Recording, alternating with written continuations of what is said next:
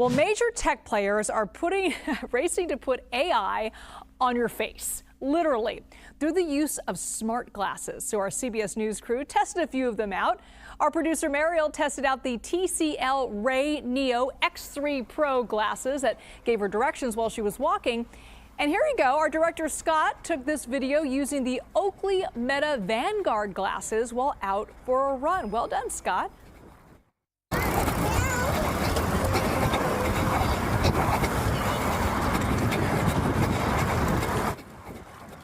Very smooth, Scott. I am impressed. And our very own Julia Goodrich tried out the Ray-Ban Meta Gen 2 glasses while horseback riding. Okay, let's see if that's working. Okay.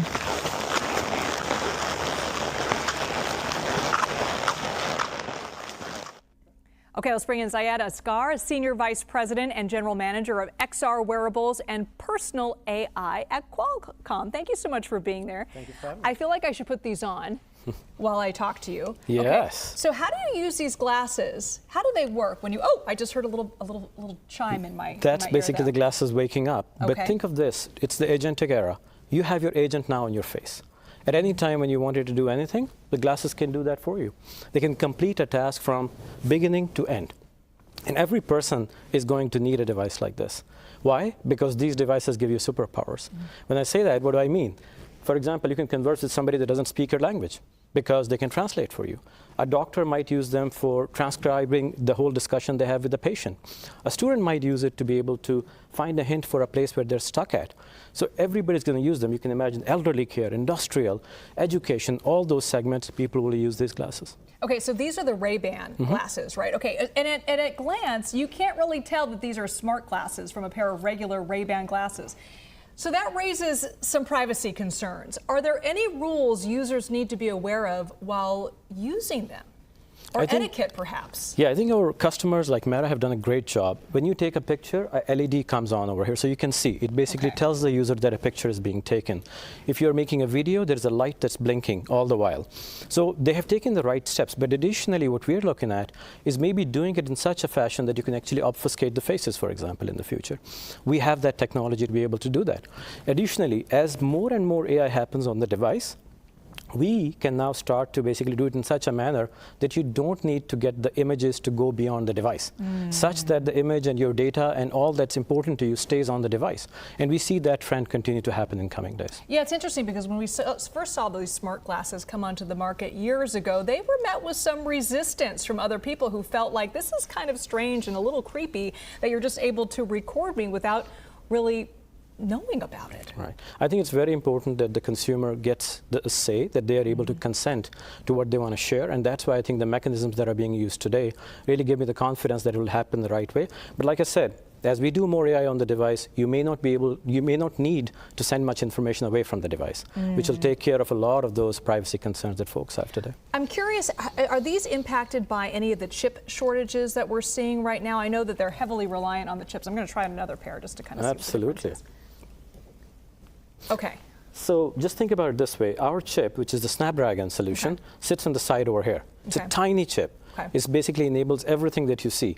This chip is the eyes and ears of AI. It allows AI to be able to get that context. So when you're asking a particular question, it knows what were you looking at that you asked that particular question. It's really the heart of that device. We are very well diversified in terms of our supply chain, and similarly our partners that supply, for example, the cameras and other aspects, they have a similar story as well. So we feel fairly certain that there isn't a limitation at this point in time. So these are pretty pricey. We got to talk about the pricing on these glasses. They're still out of reach for a lot of people. What are the kind of the prices on these three? So, you know, the Meta Ray-Ban Wayfarers Gen 2, they're about $379. $379, So, you know, if you wear or buy a normal pair of glasses, sunglasses, they're not really that far off from that price. These ones that you just looked at, they're about $499. These ones, since they have two displays built into them, they're more than $1,000. But my point is, as people start to see the utility, as they start to see what it gives them in terms of having that full agentic experience on the device, we believe that it becomes like a progression of where people are with smartphones today. It's the compute platform that's continued to evolve, and that's why I think people will absolutely pay for those, because it will give them that utility. Yeah, it'll be interesting to see if these take off, because they do look so much more like regular glasses, not the first iterations that we first saw. Yeah, I mean, we're seeing amazing progress, by the way. We're seeing so much interest. In many cases, we're trying to really work hard to be able to provide all the needs that people have. But we're super excited, and we think that basically Qualcomm and Snapdragon's pedigree of being able to do these in these tiny devices with very small batteries is what sets us really apart for these kinds of devices. But you'll see a lot more of them, and you'll see a lot more people wearing them as well. I'm curious, actually, I was thinking about my son's soccer games, if we'd be able to record the games and not have to worry about holding up your phone. Absolutely. So have you gone to a concert and you'll see, what you see in front of you are a bunch of white screens, because people are holding up their phones and they're filming. Can you imagine people just record with these devices now? I mean, I go biking with my kids, and basically I never used to have those videos, but I have them now because, well, I don't need to take a phone out, and I can do that while I'm riding my bike. Interesting. I'll see what the artists think about that, but it is interesting technology. Thank you so much for being here. Really interesting to see these new products. Thank you for having me.